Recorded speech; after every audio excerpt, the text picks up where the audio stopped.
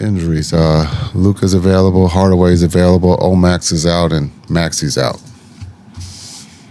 We know the first quarter was a big point of emphasis in terms of urgency from your team in the Clipper series. What was just the message going into this game one, especially with the Thunder coming off a long layoff? Yeah, I think just understanding that the atmosphere, it'll be loud, it'll be exciting. Want to get off to a good start. Got to take care of the ball. When you talk about Oklahoma City's defense, they come up with deflections and steals, so we got to be able to connect the dots there. And then we got to be able to, make open shots, especially on the road. You guys have been a good road team during the playoffs and the regular season. They gave you guys mics and they don't work. Well, they go straight to the TV. Oh. Same with yours. Do you like faking like you have a mic? All right, go. That's what it seems like. Sure. All right, cool. You guys have been a good road team. Why do you think you guys have been a pretty good road team? Yeah, I think it's to be a good team in this league, you have to be able to win at home and on the road. And I thought we did a great job with that this season.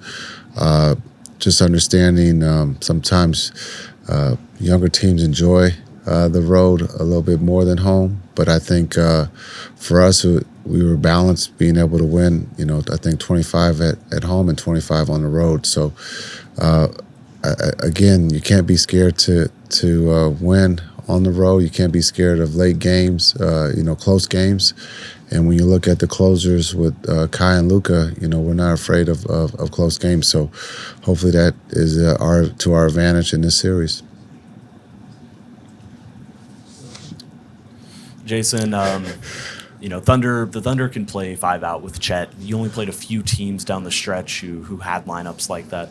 What challenges and how does it, change your defensive approach, or, what different challenges does it pose, when the Thunder do go to lineups like that? Yeah, you look at Chet, he's able to play inside out. He can shoot the three, he can put it on the floor. What they do well is they create space for each other, for Jalen and for Shea, being able to drive the gaps one-on-one. Our defense is going to be, tested with being able to guard the ball. And so, again, with Chet on the floor, he has to be accounted for because he can shoot the three. Also, they're a great cutting team. They're not just going to stand around and watch each other drive the ball. They're going to be able to cut. So we got to be aware of their cuts and account for those cuts. Jason, I think people will see maybe one thing, and they'll determine, a coach is a bad coach, maybe one adjustment, one rotation change. But, fundamentally, how do you define good coaching versus bad coaching? That's a great question. You should have asked me that a little earlier so I can have time to think about that. No, I think in today's sport, everybody's a coach. Everybody has an opinion of what, Mark or myself should do, which is cool. But when you only have a tenth of a second to make that decision, to be able to put someone in or to call play for someone, sometimes we do make mistakes.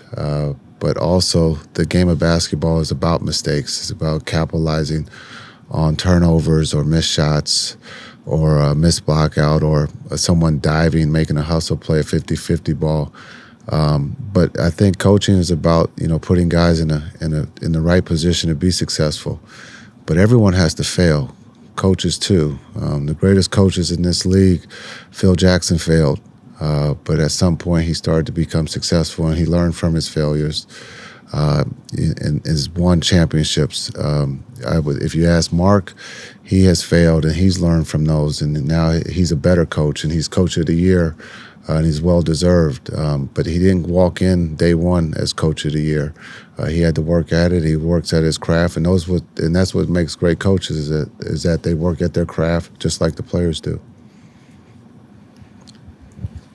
Coach, with guys like Shea and Luka, you've got some really big point guards in this series, and then you've had point forwards with LeBron in the past, point centers with Jokic. I just want to ask you, do you feel like the point guard position is sort of evolving, or do you think it's sort of disappearing in a way? Yeah, maybe the positions are disappearing.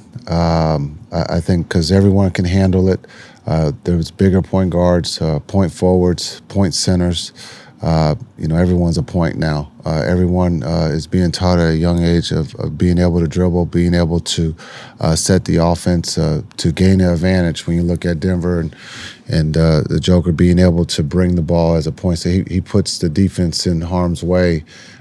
Creates a mismatch because a lot of times you don't have a center who can guard a center on the perimeter like that. You look at Shea's a big guard. You look at the game as globally has gotten better, and everyone's bigger. When you talk about the two international guards in this series with Luka and Shea. So just looking at the game is maybe going where there is no position. You're putting your best five out there to gain an advantage. If it's Shea handling and being able to have the shooting around him, or just like Luka, being able to have him have the ball and the shooting around him. Do you think there's any chance it comes back around, sort of like we lost a traditional center for a while? Or is this sort of just positional? This is more or less the direction you think it's going? No, I think the center will come back.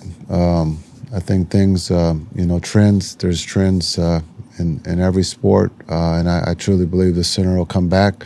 I think there's one down in San Antonio, so I think Victor is going to bring the center back. But shoot, he might be the future point guard because of the way that he can handle and the way that he moves.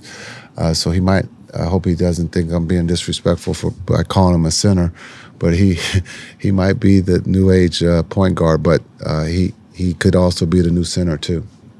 Hey, Jason, your defense seemed to hit an accelerator after the trade deadline. I don't know if you feel like that was the inflection point, but what do you feel like is most at play when it comes to the defense that we've seen of late from your team? Yeah, I think just our defense is started to match our offense. We started to be able to play both sides of the ball, where early in the season we were definitely just playing on the offensive side.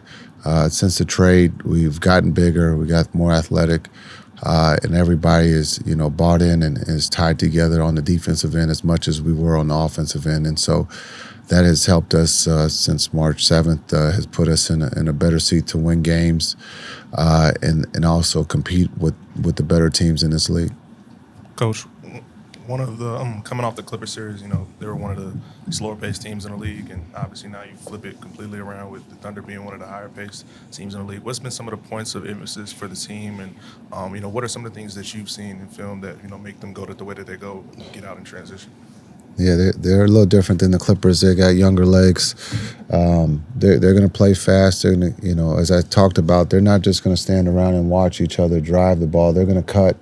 So we got to account for the cuts. We got to be aware of, sometimes you can be locked in on Shea or Williams, being able to go one-on-one, and they're going to cut you back door. So we got to be alert.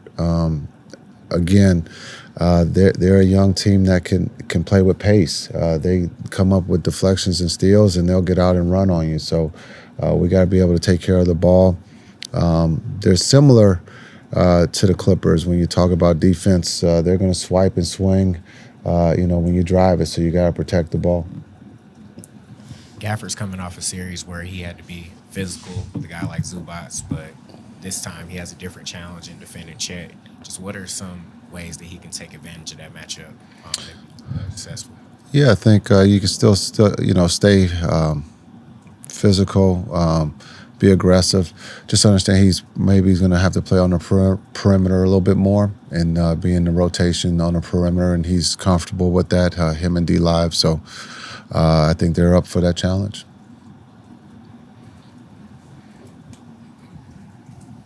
Yeah, Jason, I don't know if you've seen the old Boston Globe 1994 newspaper clipping that's been circulating the last few weeks, where Sam Presti, at 16 years old, wrote a letter to the editor saying that the Celtics needed to draft you.